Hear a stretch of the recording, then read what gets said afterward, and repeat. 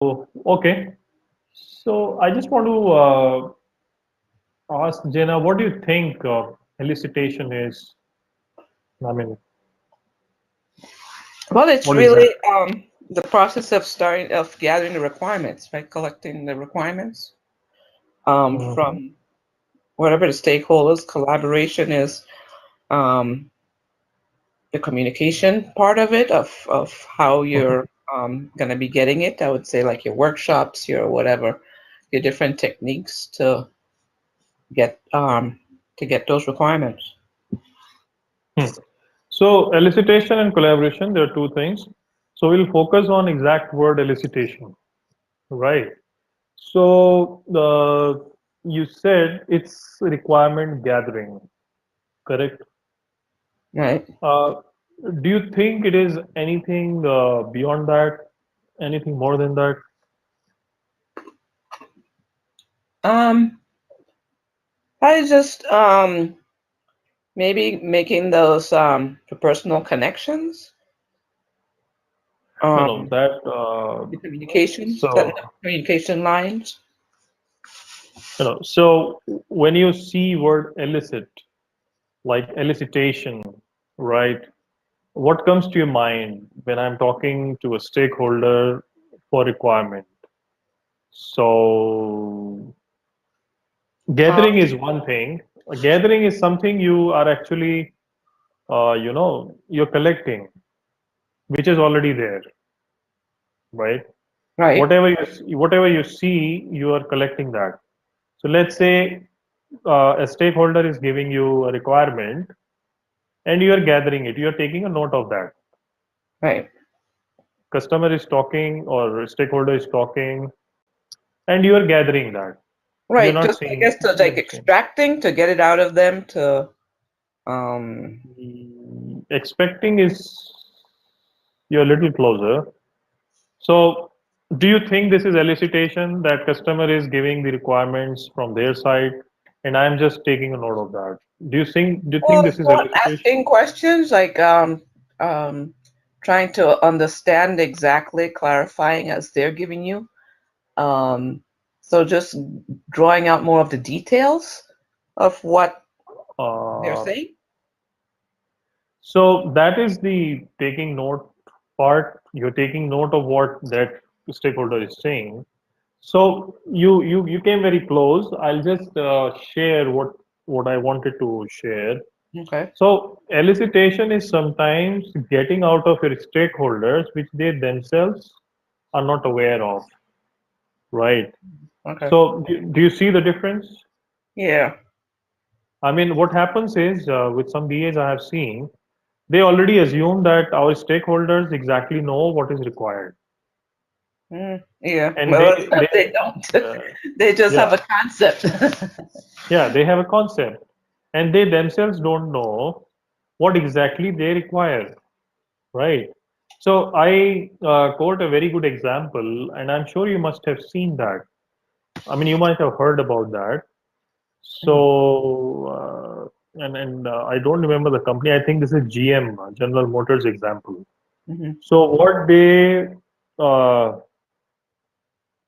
what they did even before when the automobile industry started. I mean, even when that happened, so they asked people what exactly do they want in terms of traveling from one place to another. So they used to travel on horses. They used to ride on horses in Right. order to move from one place to another, and they used to, use carts, Hmm. horse carts, to move from one place to another. So someone asked them, "What exactly do you want as an improvement?" Right? In, Right. in, in terms of your travel improvement, what do you want? In order to reach from one place to another quickly, faster, what do they want? So they said, we want faster horses. They were already going on horses. So they Right. thought that if these horses can run a little faster, it would be great because we can reach faster in that condition, Right. right? And the reason is because they can't think about cars because the cars were not there at that time. So Right. their solution was not faster horses, but actually the cars. And that's how I think General Motors came up with the first cars that they created. I mean, they manufactured during that time. Mm-hmm. So there is a very good picture that highlights this, but I share this example to confirm that even stakeholders sometimes don't know what is good for them or best for them. If you ask them, they will only say that they want faster horses because they don't know what technology is available to them, Right. right? So they don't know what automation can do for them. They would only think that if an associate is performing any job in 5 steps, can that associate do it in 3 steps using technology? I mean, that's their limitation, right? So Right. sometimes they don't know themselves what exactly do they want, and that's where you need to elicit. You need to do some elicitation out of these stakeholders. So you need to ask some powerful questions, wherein you are actually forcing them to think. Okay. You're not just asking them what they already know. You are forcing them to think what they don't know. And for this, you might have to do a lot of preparation, which means you might have to read some existing documents which the stakeholders are not aware of, and they belong to their unit and they are relevant to their unit. But they are not aware of that knowledge because they are using current knowledge only. They don't have holistic picture. They don't know what is beyond their departments. They don't know what happens if they do something wrong. What is the impact of that beyond their department? Because they are bothered to process their uh, work to next stage. Then the next stage will think about their stage, and then the next stage. So business analyst is the only guy who has a holistic view of this. And one of the competencies that we touched upon was system thinking, right? So this guy actually knows what exactly is good if we think in terms of end-to-end picture. So that's how he needs to be good at elicitation. So taking notes, gathering requirements is one part, but elicitation is an art that develops with your experience and with some techniques that you can apply, right? Okay. So we will also talk about collaboration. So collaboration is more of like getting people together in the most efficient way so that they can provide their inputs more efficiently. So that's what. So we are going to cover today under elicitation, prepare and conduct elicitation part. And then I'll also touch upon confirmation of elicitation results. And then tomorrow we will continue from the collaboration part. Okay.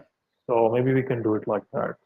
So you have already seen this, Right. and you know what a business analyst must think. He should be thinking around these things: need, stakeholder value, context, solution, change. So in the context of elicitation, you need to elicit, confirm, and communicate needs. Need may evolve over time. You need to manage collaboration with stakeholders. You need to assess the relative value of information provided during elicitation. See, this is very important. Relative value of information provided during elicitation. So when a business uh, SME or domain SME is providing information, they may not know the relative value of that information, right? So that needs to be assessed by a business analyst. Identify business analysis information about the context that may affect the change. So each information comes with a different context to it. So they need to identify BA information about the context that may affect the change. Elicit, confirm, and communicate desired characteristics of proposed solutions. Change, which means identify the characteristics of the change, identify stakeholder concerns, and determine the extent of elicitation and collaboration required. So all these skills come with various techniques that need to be applied. So there are 5 tasks under this knowledge area. So we'll focus on 3 actually because they are related to elicitation. Okay. So what are those tasks? So you first need to prepare for elicitation before actually conducting the elicitation. So we will see how to prepare. And then when you conduct, you have some results from conduct which need to be confirmed. So this is sort of confirming the requirements with the stakeholders and getting a sign off on that. Okay. So let's see what is required. As an input, you need to have business needs. You need some high level requirements because based on that, you're going to elicit the requirements, right? And then Mm-hmm. business analysis information. Whatever information you have done, oh, sorry, whatever analysis you have done, you would have information around that. So that business analysis information is also here. Then there are input from other knowledge areas. Though these will go into communicate and manage stakeholder collaboration. So we will leave this part. We'll focus only on these items. So one thing you see the sequential tasks. So this is a separate item highlighting these 3 elements because this needs to be this is required to be carried out in a series, in a sequence. So you first prepare, you conduct, and then confirm. That's why these are sequential tasks. Okay. You can't do one before another. So we know inputs.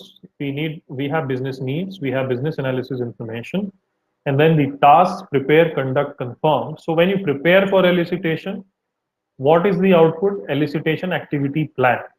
So when you will perform this activity, you know how you will go about it.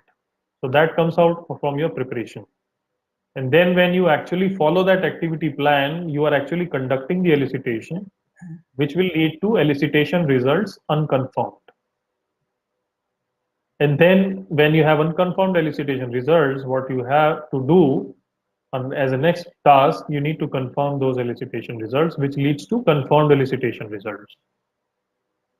So you might get a question around elicitation, which is saying, uh, so let's say you have been working on this project, you did some preparation for elicitation, and then you conducted the elicitation. Right. So which of the following could be the output of conducting the elicitation? So you might get elicitation results, nothing written in brackets, then elicitation results unconfirmed, elicitation results confirmed, right? Right. Or, I mean, it could be any situation that they can throw around this. So be careful with this difference, unconfirmed and confirmed. So the results you're getting here are unconfirmed, Right. which means they need to be confirmed first. Then that is the output of this.